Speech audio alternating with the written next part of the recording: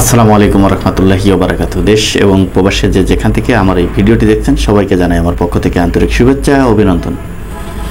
দর্শক, এই লোক দুইটাকে আপনারা চিনেন, সবাই চিনেন, কম বেশি সবাই তাকে চিনেন। কারণ এরা যেভাবে এই অবৈধ সরকারের দালালি করে যাচ্ছিল দীর্ঘদিন যাবৎ, এই 15-16টি বছর যাবৎ এই শেখ হাসিনা সরকারের যেভাবে দালালি করে যাচ্ছিল, সেই দালালির ফল এখন 16 বছর পর ভোগ করতে যাচ্ছে। দর্শক, আপনাদেরকে যে নিউজটি আমি শোনাতে যাচ্ছি, এই নিউজটি আপনারা অনেকে শুনে ফেলেছেন, অনেকে দেখেছেন। তারপরও এদের বিরুদ্ধে কিছু কথা না বললে আমার যেই দর্শক শ্রোতারা রয়েছেন তারা অবশ্যই অসন্তুষ্ট হবেন। এই জন্যই মূলত আমি আজকে এদের বিরুদ্ধে কিছু কথা বলতে চাচ্ছি। আপনারা জানেন যে শেখ হাসিনা সরকারের যে কোনো সংবাদ সম্মেলন, যে কোনো অনুষ্ঠানে এই ফারজানা রূপা এবং শাকিল আহমেদ প্রায় অনুষ্ঠানে কিন্তু উপস্থিত থাকতেন। শুধু তাই নয়, এরা যেভাবে তাদের পক্ষে ছাপাই গিয়েছে, একজন সাংবাদিক কর্মী হিসাবে এটা দেশের জন্য একটি ভয়াবহ হুমকি ছিল। সেই ভয়াবহ হুমকি থাকা সত্ত্বেও আজকে তারা যেভাবে সরকারকে সাপোর্ট দিয়েছে, যেভাবে জামাত শিবির আখ্যা দিয়ে তাদের বিরুদ্ধে অপপ্রচার চালিয়েছে, আজকে তার ফল ভোগ করতে যাচ্ছে দীর্ঘ 16 বছর পর। দর্শক, এটাই হওয়া উচিত।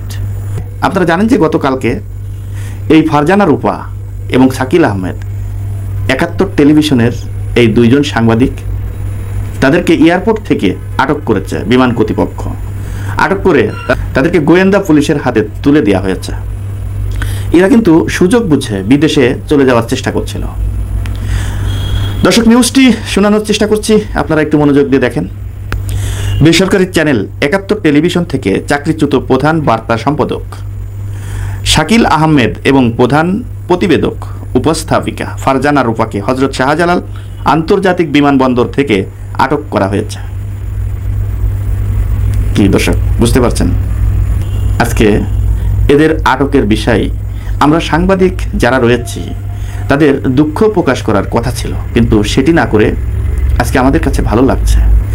কারণ এই ধরনের দালাল সাংবাদিক যতদিন এই বাংলাদেশের বুকে বেঁচে থাকবে, এমনকি এই ধরনের দালাল মিডিয়া যতদিন থাকবে, ততদিন পর্যন্ত বাংলাদেশের সাধারণ খেটে খাওয়া মানুষ, সাধারণ জনগণ, এরা কখনোই সুষ্ঠু বিচার, ন্যায় বিচার কখনোই পাবে না। ন্যায় বিচার থেকে বঞ্চিত হবে। যে সরকারই থাকুক না কেন, সরকারের দালালি করা, সরকারের পা চাটা, এটা সাংবাদিকের কাজ নয়। শুধু একটা মাত্রই কাজ সাংবাদিকের, এই সরকার জনগণের বিরুদ্ধে কোনো অবস্থান নিচ্ছে কিনা, দুর্নীতি করছে কিনা, দেশের জনগণের বাইরে কোনো কার্যকলাপ চালাচ্ছে কিনা, এই ধরনের খোঁজখবর কিন্তু সাংবাদিকদের নেওয়া দায়িত্ব এবং কর্তব্য। সরকার কোথায় কি অপকর্ম করবে, সরকার জনগণের উপরে অন্যায়ভাবে কোনো অত্যাচার করছে কিনা, কোনো জুলুম করছে কিনা, এই বিষয়গুলো কিন্তু এই সাংবাদিকদের তুলে ধরা কাজ। সেটি না করে সরকারের কাছ থেকে ফয়দা লুটার জন্য, নিজের স্বার্থ হাসিল করার জন্য সরকারের পক্ষে যেভাবে দালালি করে যাচ্ছিল, আজকে এত সাংবাদিক আজকে তারা বুক ফুলিয়ে কাজ করছে, আর তোমরা গ্রেপ্তার হচ্ছ, পালিয়ে যাচ্ছ দেশ থেকে। কারণটা কি? দেশ থেকে পালাতে হবে কেন তোমাকে? অত্যন্ত দুঃখের সাথে কিন্তু কথাগুলো বলছি। দর্শক, বুধবার সকালের দিকে তাদের ইমিগ্রেশন কর্তৃপক্ষ আটক করে বলে জানা যায়।